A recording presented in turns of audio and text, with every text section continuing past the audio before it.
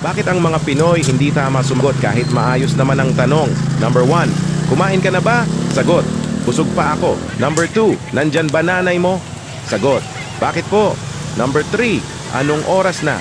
Sagot, maaga pa. Number 4, paano mo ginawa yan? Sagot, madali lang. Number 5, bakit wala ka kahapon?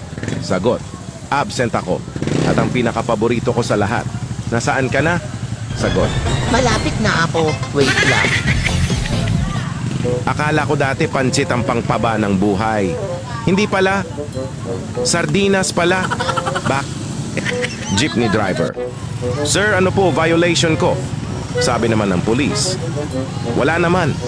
Nagalit jeepney driver. Loko to. Bakit nyo ako pinahinto? Sabi naman ng pulis. Sasakay ako. Di ba jeep to? Umayos ka.